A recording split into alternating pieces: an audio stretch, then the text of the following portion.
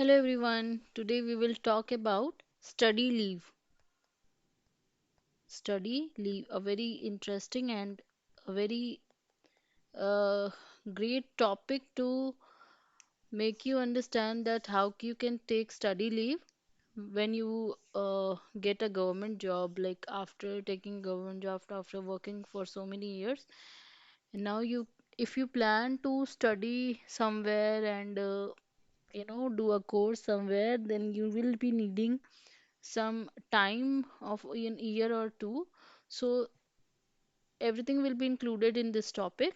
So first thing is, who is granted these leaves? So these are granted to the government servant with not less than 5 years, यानी 5 साल से कम नहीं होना चाहिए, for undergoing a special course consisting of higher studies या फिर specialized training in a professional or technical subject, having a direct and close connection with the sphere of his duties, or being capable of widening his mind in a manner likely to improve his ability as a civil servant.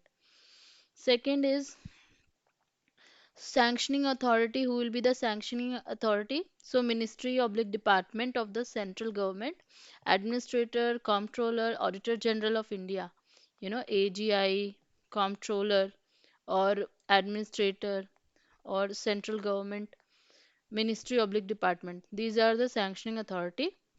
And next thing is, what will be the course, like कौन से courses आप कर सकते हो while during this period. So course should be certified and to be of definite advantage go to the government from the point of view of public interest. जो भी subject आप करोगे वो public interest में होना चाहिए. और particular study या study tour should be approved by the authority competent to grant leave. Fifth is, the official on his return should submit a full report on the work done during the study leave. वापस आने के बाद उसको सारा का सारा report देना पड़ेगा, है ना, ऑर्गेनाइजेशन को, कि आपने क्या क्या काम करा स्टडी लीव के दौरान. फिर छठा पॉइंट है, when is the case when it is not granted. So it is not granted for studies out of India, मतलब इंडिया छोड़ के आप नहीं जा सकते, इंडिया के अंदर ही आपको कोई भी स्टडी करना है.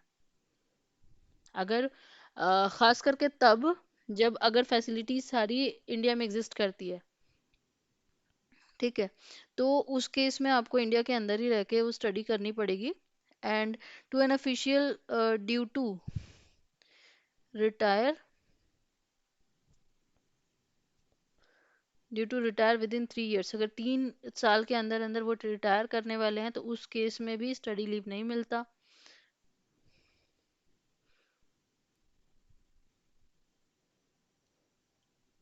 तीसरा, to same official with such frequency as to remove him from contact, है ना. ऐसे जगह पे भी नहीं मिलता जब अगर हायर ऑफिशियल्स बात कर रहे हो कि उनको टर्मिनेट करना है,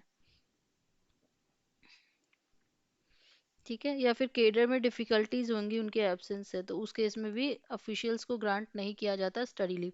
ऑफिशियल के पास सेटिस्फैक्टरीली कंप्लीटेड पीरियड ऑफ प्रोबेशन होना चाहिए, which is not less than 5 years of regular continuous service including the period of probation.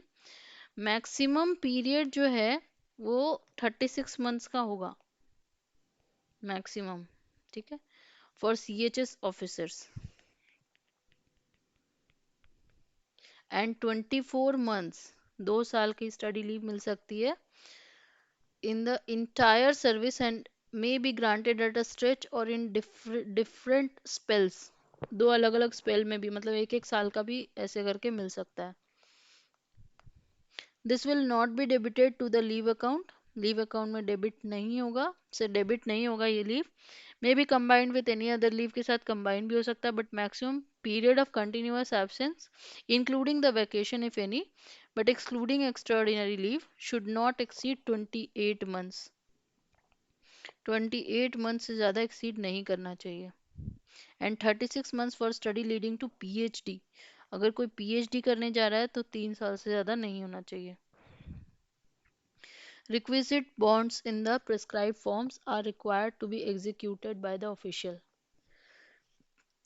जाने से पहले कुछ बॉन्ड साइन करने होते हैं, तो वो बॉन्ड साइन करके ही आप स्टडी लीव के लिए जा सकते हो।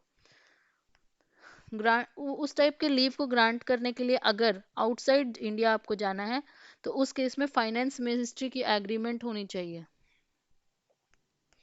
ठीक है, फॉरेन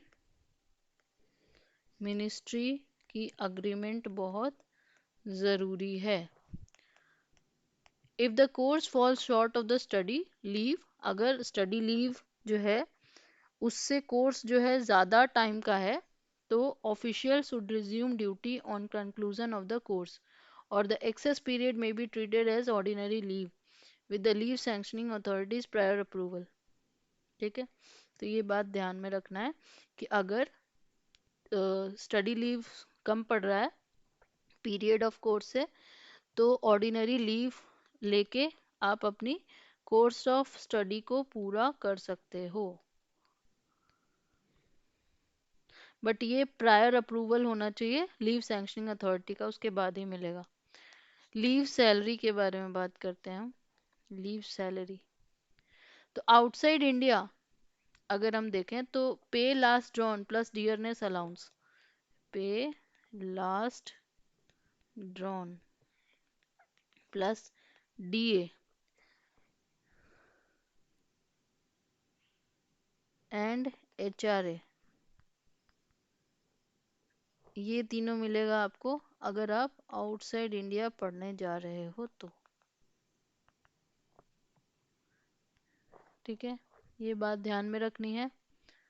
अगर इंडिया में हो तो leave salary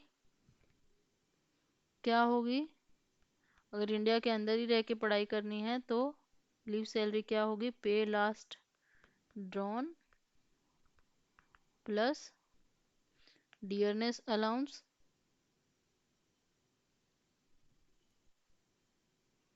and HRA, plus dearness allowance plus HRA.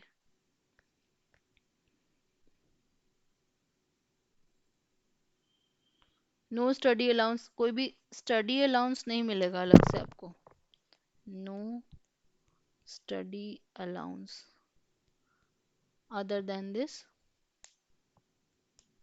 Stipend, scholarship या remuneration for any part time employment during this period of study leave should be adjusted against the leave salary subject to the condition that the leave salary will not be less than that admissible during the half pay leave। तो यहाँ पे कोई भी study allowance नहीं मिलेगा। Stipend, scholarship, remuneration for any part time employment during the period of study, कोई भी आपको स्टाइपेंड है या फिर स्कॉलरशिप मिल रहा है, स्टाइपेंड है या स्कॉलरशिप मिल रहा है या फिर रिनमरेशन मिल रहा है,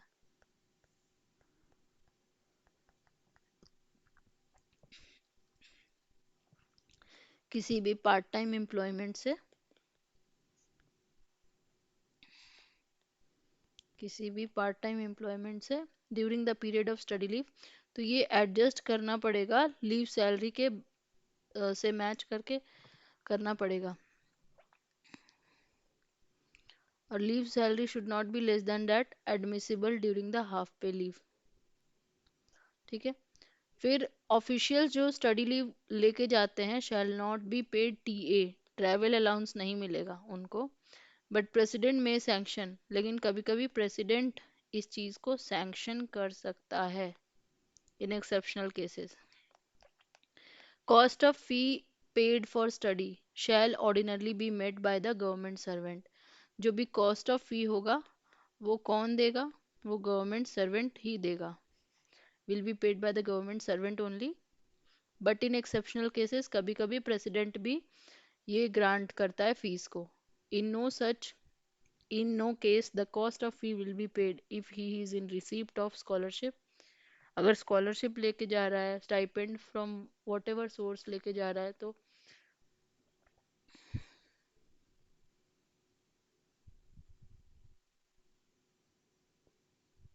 ये सब उसको एडजस्ट करना पड़ेगा। Fellowship offered by the following institution are eligible for study leave, अगर जवाहरलाल नेहरू मेमोरियल फेलोशिप मिल रहा है, जवाहर लाल नेहरू मेमोरियल फेलोशिप,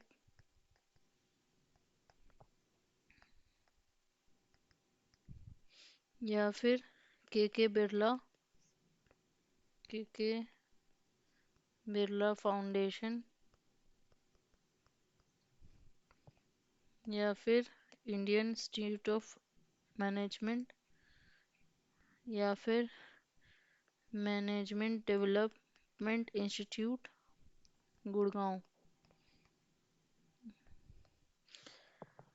ये सब इंस्टीट्यूट जो है वो फेलोशिप ऑफर करते हैं। या फिर लोकनायक जय प्रकाश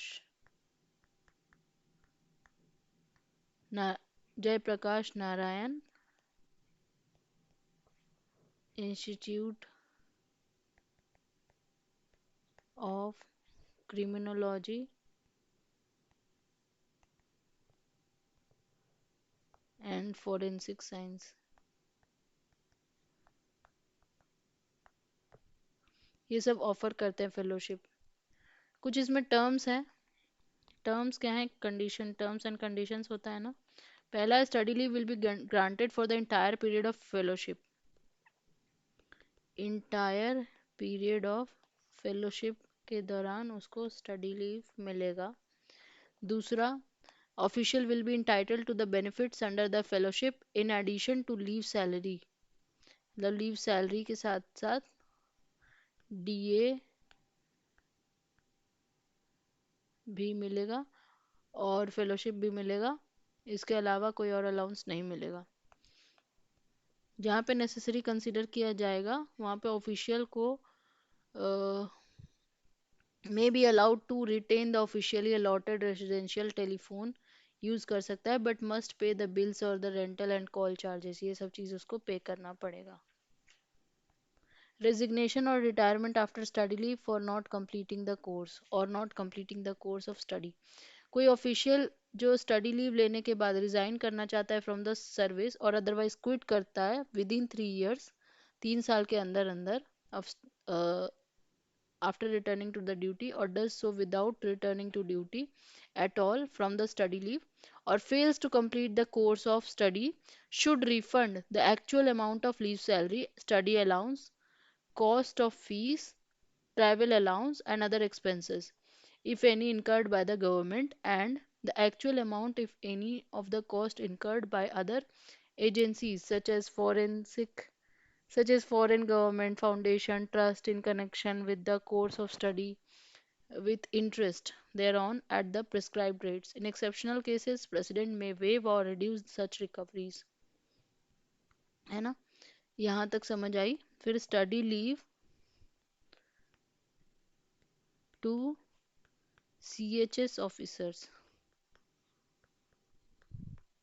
CHS officers will be granted permissions for study leave for pursuing PG degree, diploma, DNB courses conducted by National Board of Examinations as well. Thou may not be recognized by the Government of India at the recommendations of Medical Council of India, subject to the condition that PG allowance shall be granted only for possession of PG degree qualifications which are recognized by Medical Council of India only. तो I hope कि study leave आपको अच्छे से समझ में आ गया होगा। Still कोई डाउट हो अगर तो आप पूछ सकते हो कमेंट सेक्शन में। तब तक के लिए thank you so much for listening.